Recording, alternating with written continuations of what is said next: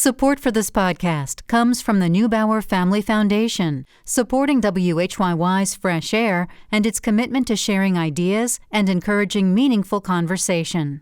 This is Fresh Air. I'm Dave Davies in for Terry Gross. World leaders are now meeting in Egypt for a major conference on climate change. If you follow developments on global warming, you might be pretty pessimistic about our planet's future. You may think there's just never any good news. Well, stick with us, and you might hear something a little different. 6 years ago, my guest, David Wallace-Wells, wrote an article in New York Magazine called The Uninhabitable Earth. In it, he laid out some worst-case scenarios of what life on Earth might be like if we continued the path we were on, releasing large amounts of carbon into the atmosphere. He described drought and famine, intolerable heat, and collapsing economies. Some scientists took issue with his dire depictions of the future.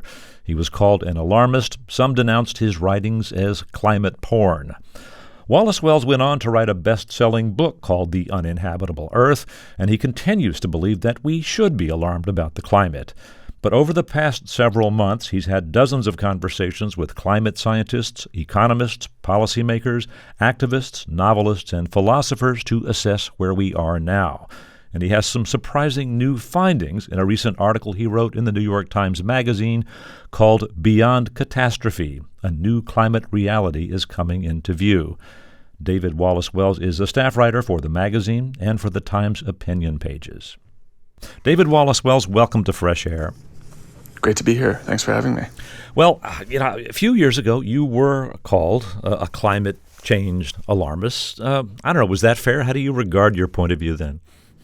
I mean, I would say that I'm still an alarmist. I think the changes that we're seeing in Pakistan and South Asia this year, the Mississippi almost drying up, the Colorado River drying up, the Danube, the Yangtze, the incredible heat waves that we've seen all across the Northern Hemisphere. These are all quite scary. They represent really dramatic challenges to the way that we have lived and all the things that we've taken for granted about the stability of the planet's climate for a very long time. So I'm scared. I'm scared even at 1.2 degrees Celsius of warming, which is about where we are now. And we know almost no matter what we do that we're going to see significantly more warming from here. We could make it only a very little bit of warming if we move very quickly, or a somewhat significant amount of warming if we move somewhat slowly. But we know that more damage and more climate disarray is going to come. The good news is that some of the scariest scenarios that I wrote about a few years ago, and that not just some scientists, but really the entire global body of climate scientists were focused on 5 years ago, 7 years ago, 10 years ago, warming of about 4 or 5 degrees Celsius of warming, so 3 or 4 times what we're dealing with today.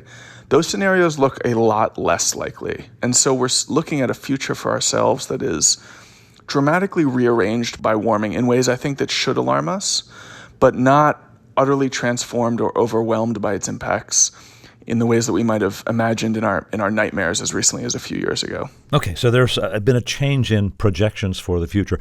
I'd like you to explain the yardstick that we're using to measure here. You're talking about 2 or 3 or 4 degrees Celsius. What exactly does that refer to?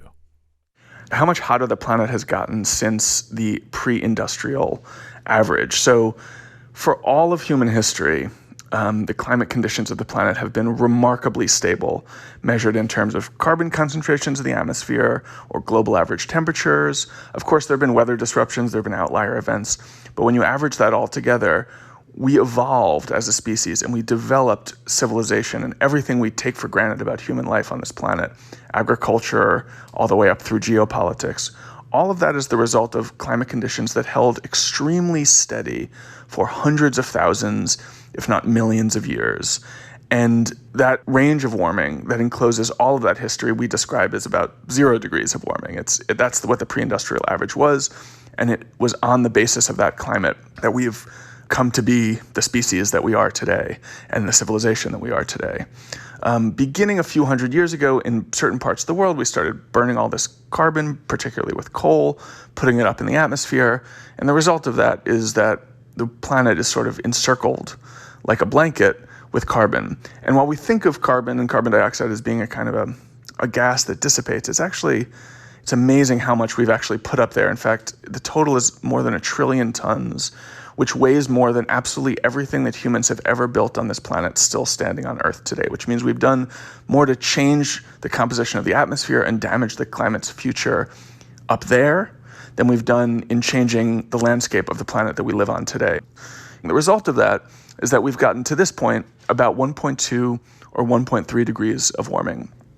So I want to talk about why the expectation is different now, why there's been this relatively positive movement in the expectations for warming of the planet. One element you write about had to do with the forecasted use of coal. What was the expectation before these adjustments? It was expected at the time, a decade or two ago, that China provided the sort of best model. They had had this incredible period of growth that continued, still continues to this day in slightly subdued form. And a lot of that had to do with really heavy coal use. So most energy modelers expected that the global south would industrialize through coal. That's one part of the assumption. The other part of the assumption was that because we had so much coal on planet Earth, because it was such an abundant resource, that even the rich countries in the world who had started to move away from coal, places like the US and Europe, would eventually come back to it just because it was so cheap. And so many energy modelers projected a 21st century in which energy use was just dominated by coal, in which something like 5 times as much coal was being burned in the year 2100, in some cases even more, than was being burned in the year 2000. And that seemed somewhat plausible given the Chinese path for a period of time.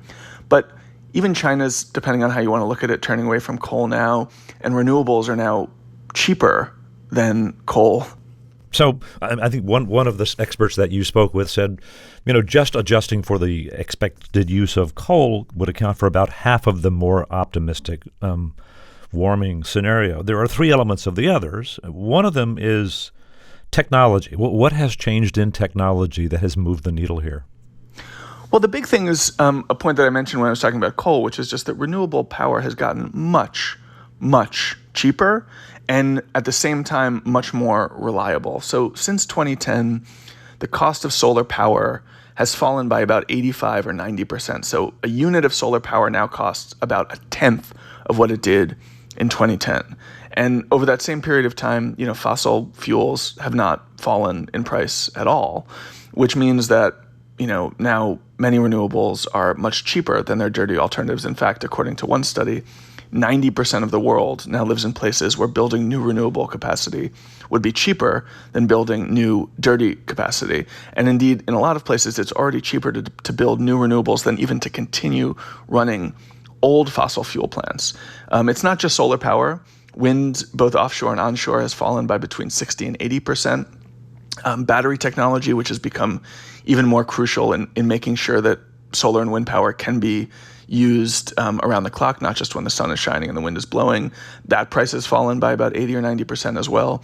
So we're living through an incredibly dramatic, people call it a collapse in the price of renewables, which means that solar power has now been called by the International Energy Agency, which is generally speaking a conservative forecaster, the cheapest electricity in history.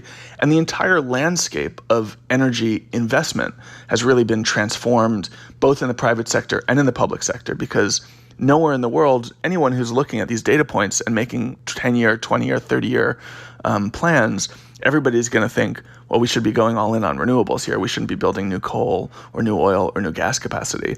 And as a result, that's what's happening. Last year, the IEA marked that we invested more in renewable capacity than in dirty capacity. And in fact, 90%, I think, of the new capacity that was added last year globally was renewable. So we're turning the corner here. We're not moving fast enough, but the energy mix is changing quite dramatically. And a decade or so from now, I think it's going to look very, very different than it does today. So technology has driven down the price of renewable energy. That will create different market conditions. You say also that politics and policy, changes in approach to public policy, are a big element of this. And I have to say, living in the United States, it doesn't exactly feel like that here. You had, President Trump pulled us out of the Paris Climate Accords, and, Republicans love to mock, the Green New Deal and, wind turbines that go quiet when there's calm conditions. What's the reason for believing that politics and policy have changed in a way that give us more optimism? Well, I'll answer about the U.S. in a second, but I just want to first pull back and take the global picture, which is to say, I finished the manuscript of my book, The Uninhabitable Earth, in the fall of 2018, 4 years ago. I had never heard of Greta Thunberg. Nobody had. She had just begun striking outside of Swedish parliament as a lonely, friendless 15-year-old with a single sign. Now she's the face of a global political movement numbering in the tens of millions. I don't want to reduce that movement to her. There are many, many other leaders all around the world, but we have seen climate marches and climate strikes among the world's youth in hundreds of countries over the last 4 or 5 years. We've seen the rise of Sunrise in the US, Extinction Rebellion in the UK, an entire new generation of climate protest politics, and a growing recognition, in part as a result of that protest, among the world's public, that this is a really urgent, pressing problem. One of the things you note in this article is that people have tended to think of the move from fossil fuels to renewable energy as really expensive. We're going to all pay a lot for this. You say that there's some thinking that it may be a net financial benefit. Explore this for us. I would put that even more strongly. I think that the conventional wisdom is now that it will pay off quite handsomely and quite quickly.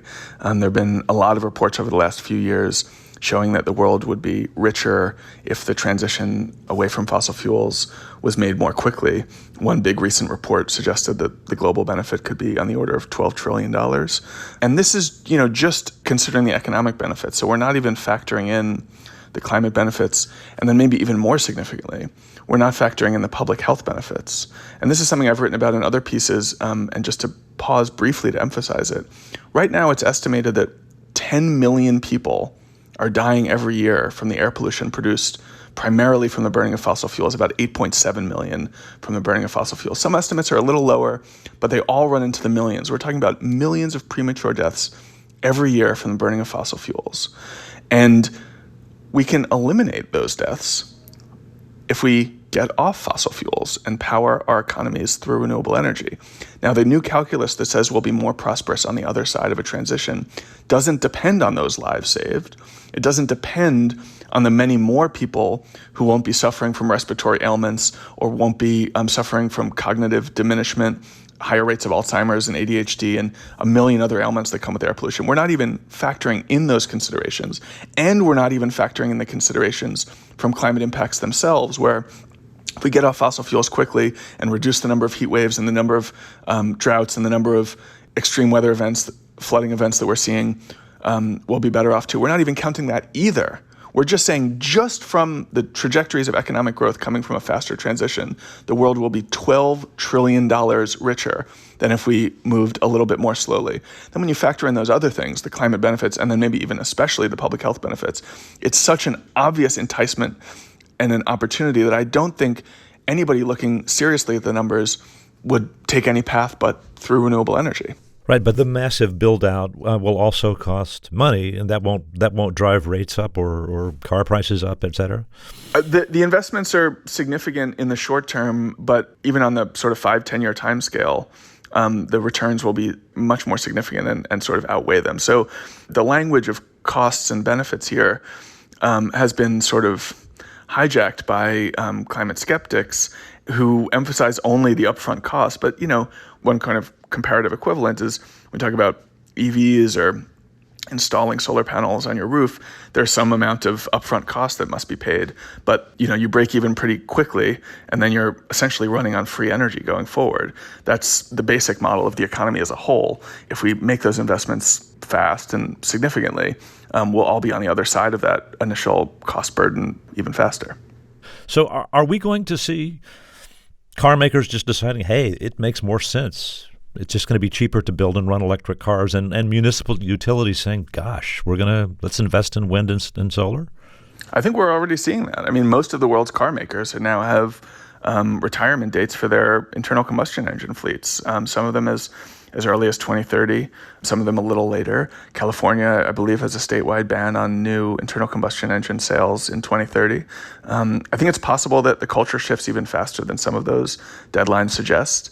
There are slightly longer timelines for other kinds of transportation, heavy vehicles, and especially, airplanes are not going to be decarbonized anytime soon.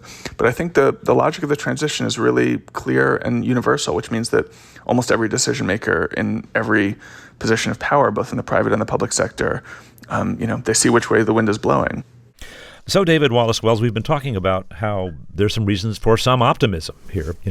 Decline in the cost of renewables and more of a commitment to climate change has meant that the projections of warming have lowered, but we've still got big problems, right? I mean, even if we get to a more modest rise in the Earth's temperature, what are we in for?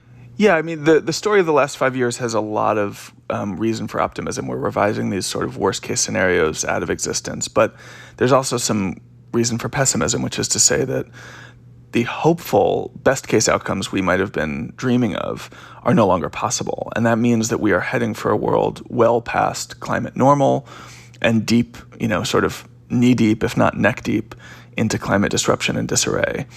We're talking about 150 million additional people dying from the effects of air pollution from the burning of fossil fuels. 150 million. We're talking about flooding events that used to hit once a century, hitting many parts of the world every single year. We're talking about heat waves tripling, in parts of South Asia and the Middle East, places becoming so hot during summer that, routinely people wouldn't be able to walk around outside, or certainly wouldn't be able to work outside without risking heat stroke and possibly death. It's a dramatically different world. Now, I don't think it's a world of civilizational collapse or human extinction, but it is really a redrawn map, which we have no analog for in our entire history. And as a result, I think it asks some important questions, not just about how are we going to limit warming to that level, but what are we going to do to engineer life on the other side that allows us to flourish in the ways that we might hope. And that is less of a scientific question than a political question. And I think we're beginning to see the climate discourse turning a little bit in that direction. Right. You talk about adapting to this new world, even if it's not as apocalyptic as one that might have been predicted. You say we might see something like a global construction project. What will we build? Well, there are many different kinds of projects. I mean, in New York, where I live, they're contemplating a system of sea gates to enclose New York Harbor and protect from sea level rise and flooding. That's going to cost tens of billions of dollars. Out in the middle of the Verrazano Narrows, or out and stopping ocean water from rising. Yeah, exactly. Yeah. And where I'm speaking to you from today, Houston, they are undertaking a similar project to protect coastal Houston and Galveston called the Ike Dike. That's also going to be a project with tens of billions of dollars. You can do a lot of this flooding protection in more natural, less engineered ways through restored wetlands and cultivated mangrove forests, but that takes considerable planning as well. We're also thinking we will need to rebuild much of our infrastructure, both because much of our present infrastructure is carbon intensive. If cement were a country, it would be the world's third biggest emitter, but also because all of it was built for climate conditions that no longer prevail, which means that it's much more vulnerable to things like heat than the future that we'll be living in will have. We also need to be thinking about new kinds of crops and ways of growing crops that can be that can thrive in new conditions of drought and heat, and many, many other sorts of re-engineering projects besides. And I haven't even mentioned what's probably the biggest project, which is actually rebuilding the global energy system in a way that will not produce any carbon and allow us to limit temperature rise to 2 degrees. And the scale of that project is a bit up in the air. We don't know the exact mix of wind and solar and other energy sources, nuclear, hydropower, geothermal, maybe some futuristic stuff like tidal power. But, those who are studying the material closest say, even in an optimistic scenario, we're probably talking about 1% of the landmass of the U.S. being turned over to wind and solar.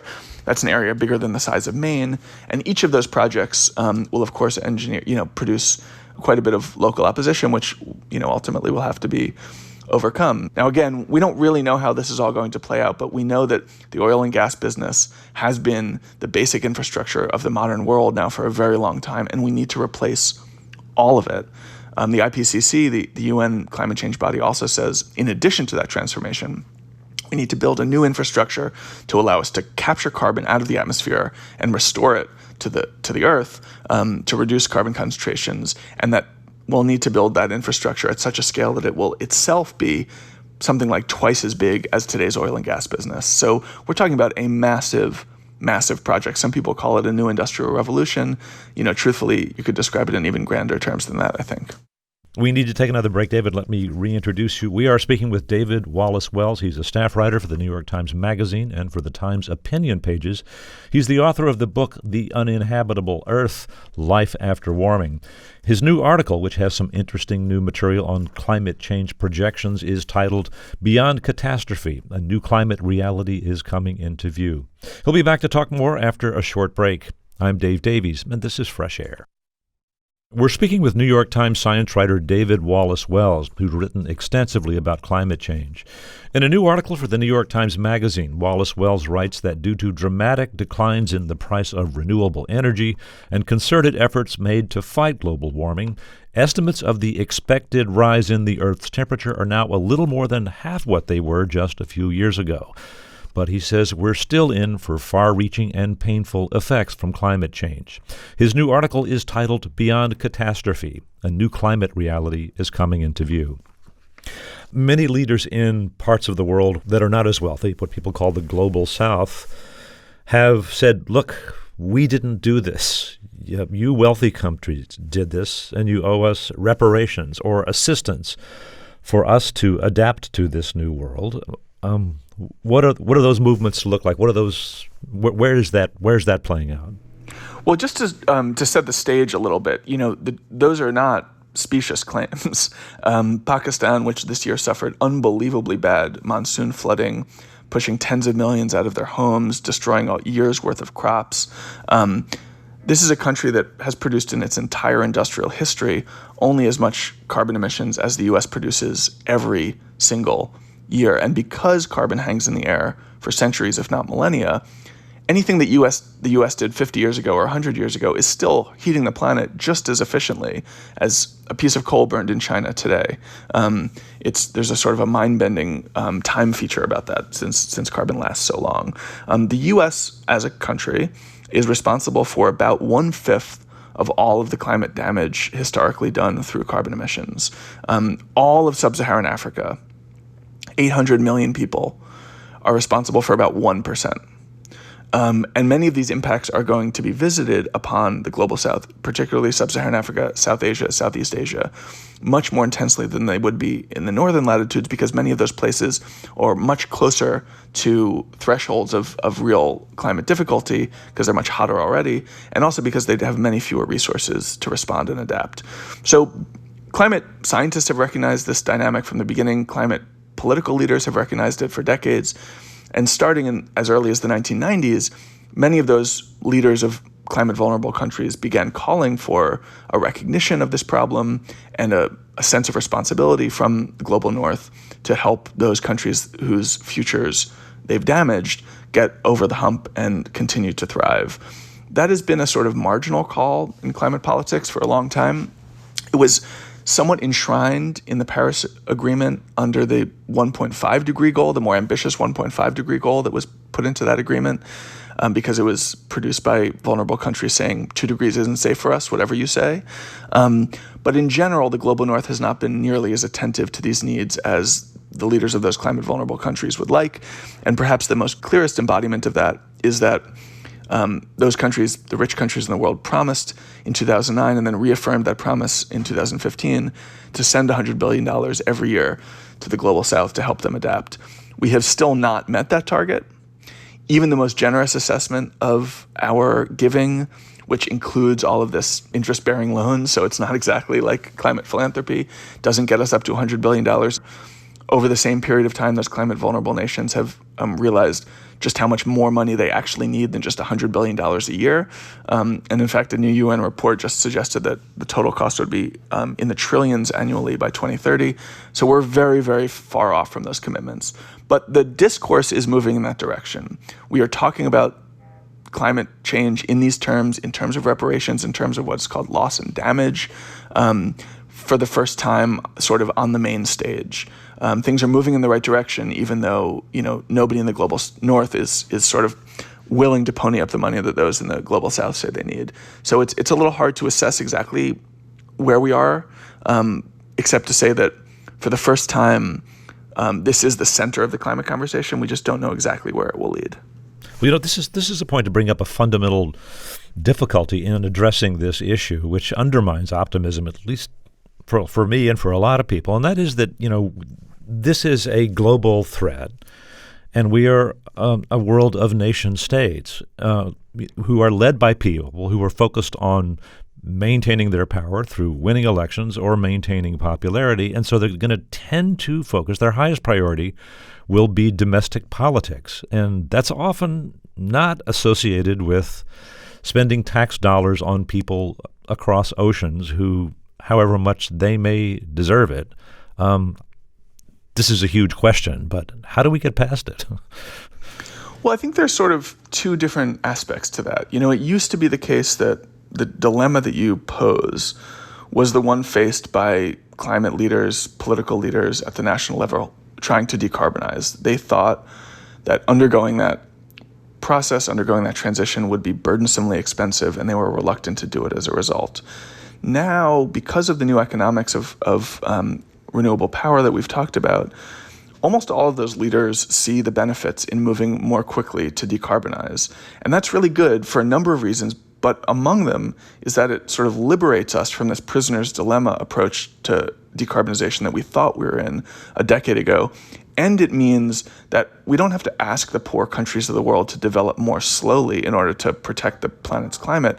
We can in fact tell them, and they see themselves, that decarbonizing means that they will be growing more prosperous more quickly. So we've sort of eliminated the collective action problem that we thought was dominating climate change for a very long time and replaced it with a kind of a self-interest model, which, whatever you think about it, I think is going to produce somewhat faster movement than we've seen over the last few decades. But on the adaptation and resilience side, which is to say, how do people protect themselves from climate damages? Who pays for those projects? Who pays for that, increased resilience?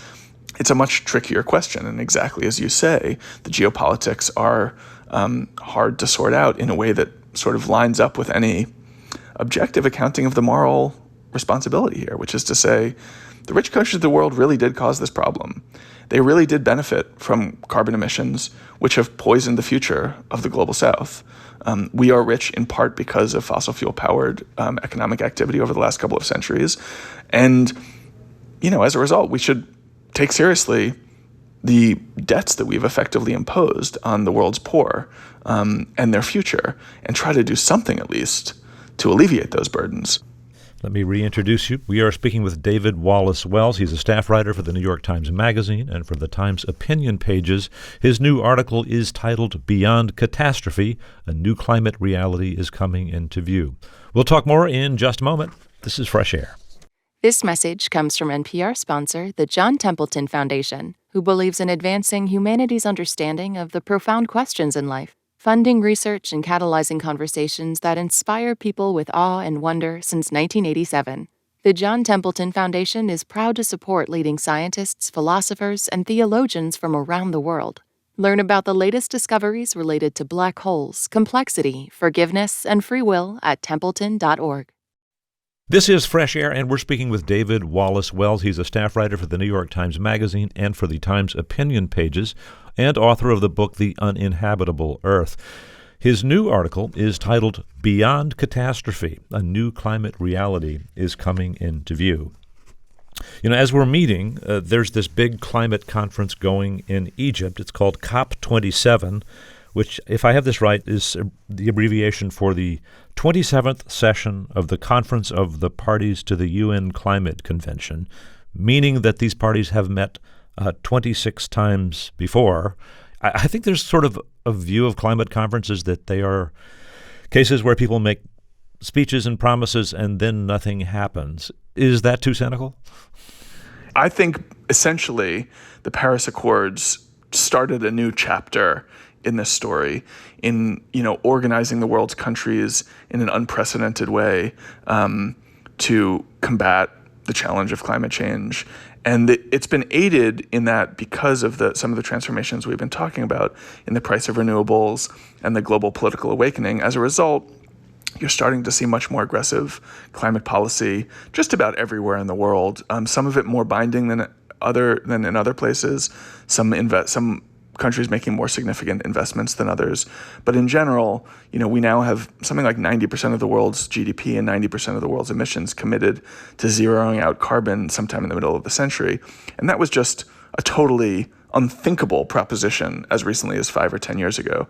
Many of those things, we're not doing what we need to make those real and make those come true. But at least at the rhetorical level, the world's leadership is saying the right thing. You can judge them for their shortfalls. I think we should. But I think we also have to note that the rhetorical commitment amounts to some kind of progress, although we also probably have to judge it as a failure, that if they're organized around the goal of limiting warming to 1.5 degrees, we're still well off that mark. And both things are true at once. And that's basically the big story on climate more generally. There is good news on the worst case scenario end. There's bad news. On the best case scenario end, we're looking at a future that is post-normal and sub-apocalyptic and trying to figure out how to navigate that world, among other ways, geopolitically. How are we going to organize a global political response to a transformed world? That's what's among the things that's being sorted out at conferences like COP27. And I think we have a lot more work to do there. But I'm glad to see matters like adaptation and loss and damage, which are designed to limit the vulnerability of the poor countries in the world, sort of taking center stage at these conferences where they used to be talked about only on the fringiest margins. This conference is happening as the war in Ukraine continues. How is that affecting global energy management? Is it affecting the way we should think about efforts to combat global warming? Well, it's had a complicating, multifaceted effect.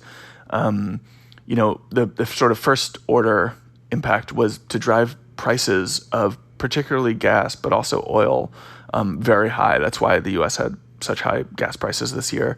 It's why Europe is facing an incredible energy crisis this winter. It seems likely they're going to avoid the worst case scenarios and avoid, people freezing in their homes, but the price of that energy is incredibly high.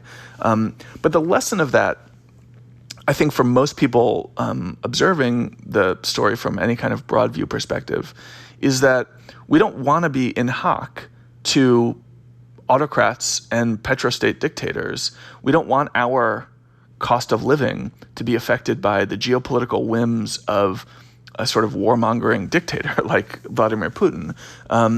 And we want to build a kind of energy security, energy resiliency that allows us to live totally independently of those forces. And in fact, that's actually what we're seeing in Europe. There's been a lot of worry over the last year that the European continent was turning towards coal in response to the gas crunch. And they have to some degree. They've started up some coal plants that they had retired and are burning more coal, and that's bad in the short term. But even on the 5-year or the 10-year horizon, the International Energy Agency just recently estimated the continent is actually going to be further along the energy transition than they would have been without the invasion, because it's prompted more investment in a renewable transition, which will insulate them from these kinds of forces and this kind of blackmail in the future. But there's also a whole other story unfolding, which is the effect of all this on the global south. And I think this is a bit darker as a story. The reason that gas prices are so high, natural gas prices are so high in Europe, is because there are more people now bidding for that gas than there is gas. And when that happens, it's the rich who win out. So Europe has gotten actually basically all the gas that it wanted. It's stored enough gas this winter. It's stored more than the gas it was hoping to store this winter already. But the result is that there's much less of it going to poorer parts of the world. And we're seeing in places like Bangladesh and Pakistan already rolling blackouts as a result of the energy crisis in Europe, as a result of the invasion of Ukraine. And this question of distribution, who's living in a manageable way, given disruptions from the energy crisis, and who is suffering more, is, effectively it's a moral question which our markets are unable to properly deal with. And I think it's a major hole in the geopolitical structure governing the energy transition generally. I think in the long view, we can say many of the poorer countries in the world will benefit considerably from a green transition because they are much more rich in renewable resources than they are in dirty energy resources. They won't have to import that stuff from other countries. They won't have to be paying, countries like Saudi Arabia or Russia for the right to power their homes. They can actually be renewable energy powers themselves, but the transition itself is going to be tricky for them. And the experience of the last year, tells one kind of disheartening story about the way in which the global north can protect itself while leaving the global south vulnerable to the spillover effects of the crisis that we're facing. I'm wondering, as you talk to this wide collection of experts for this story, and some of them philosophers and novelists as well as economists and scientists, did anybody see exciting potential in the threat that this problem has generated? That you mentioned a guy named Tim Sahav, and he thought, well, maybe we're going to see some really interesting things develop as people try and adapt to this new world. Yeah, I think in general, in the really big picture, there's a lot of room for optimism. And I think as sort of incumbent powers, as rich people in a world of wealth inequality, it's sort of a natural reaction to worry about large-scale changes and worry about what that will mean for us. But a reordering of global priorities, global energy systems, and global politics can be beneficial too. So you've seen recently some early indications of there being a formation of kind of a lithium OPEC, countries that are producing this essential mineral for lithium is necessary for EVs and also other parts of the green energy transition, sort of thinking about how to model their own relationship to international supply chains on the empowering model embraced by the Gulf states. Now, OPEC has a bad name in the U.S. for many reasons, and it may be that this approach works out poorly too. But there's something on some level encouraging about seeing poor countries endowed with great natural resources that are necessary for the energy transition taking seriously the new power that they have in this global economy. We're seeing another similar, like OPEC-style approach to deforestation and the protection of rainforests, maybe led by Lula, the new president of Brazil.